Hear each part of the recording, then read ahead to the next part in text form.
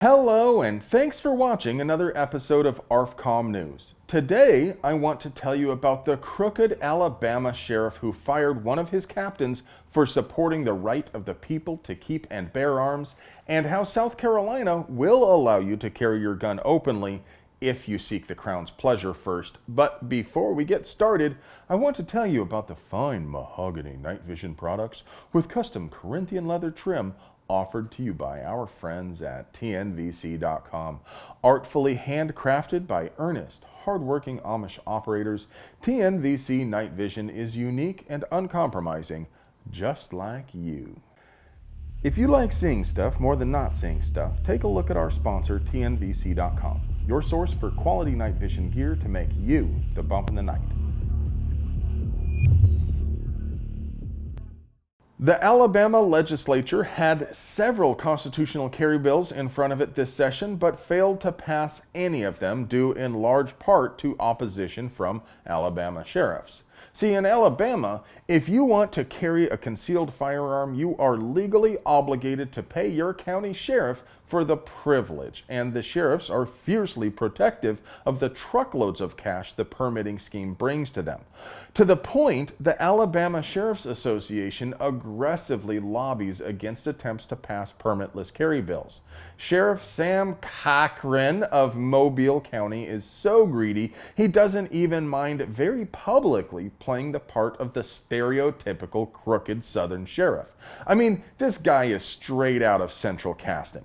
Unfortunately, we've battled different bills in the legislature, and one of the things that we battled a few years ago and we lost was previously the sheriffs had the discretion to deny a pistol permit, and many of us would not issue them to 18-year-olds. He's never made any secret of his opposition to the right of the people to keep and bear arms, but recently he kicked that up a notch by firing one of his captains for his support of permitless carry. Shane Stringer is the former police chief of Satsuma, Alabama, and currently a state representative. He was also a captain in the Mobile County Sheriff Department until he was fired on May 12th for supporting the right of Alabamians to carry. Stringer sponsored House Bill 618, which would have allowed Alabama residents to carry a concealed firearm without having to pay their sheriff and seek his permission. Now, normally, when corrupt dirtbags like Cochran pull this sort of thing, they don't come right out and admit it. There are usually some weaselly words about alignment and culture, and professionalism, etc. And in the end, they can just dismiss someone for publicly advocating a political position, not for what the position is, even though everybody knows that's really the case. They'll usually say things like, "While we believe in everyone's right to their opinion, we prefer representatives of our organization not to publicly advocate for controversial issues, blah, blah, blah." Not Cochran, though. His spokesperson openly admits Stringer was dismissed for his support of constitutional carry. Stringer said, "As a state legislator, I swore an oath to God that I would support the U.S. Constitution, and this legislation does just that. And whether or not I am employed by the Mobile Sheriff's Office, my heart and soul will always belong to the mission of enforcing the law and to my fellow officers who seek to protect the men, women, and children of Alabama." Well said, Mr. Stringer. I got half a mind to move to Alabama just so I can vote for you. Just so you know, Cochran and Stringer are both registered as Republican, and both of their terms are up next year, which means there is at least an outside chance Stringer could run against Cochran in the primary. Regardless of whether Stringer runs, if there is any justice left in this world, I hope to see Cochran lose. Constitutional carry failed in South Carolina too, but the Senate passed open carry. Kind of, I guess. If you want to carry a firearm in the state of South Carolina, you'll still need to seek the Crown's pleasure, but if you have a concealed carry permit, they at least won't throw you in jail for openly carrying.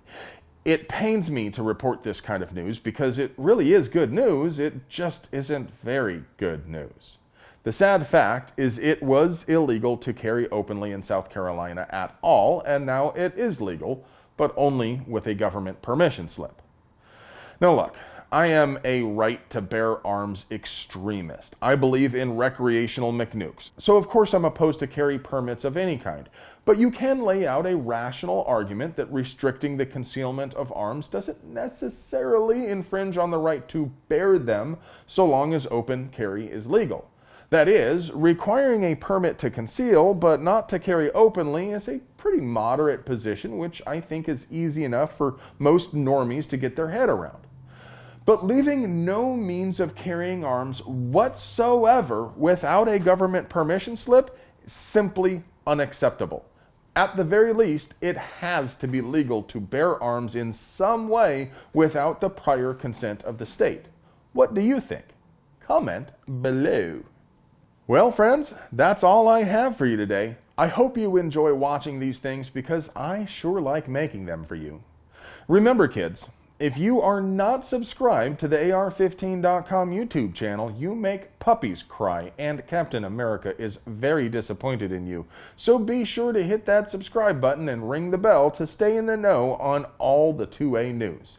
If you want to help us keep bringing you banger content like this, please support the folks who support us.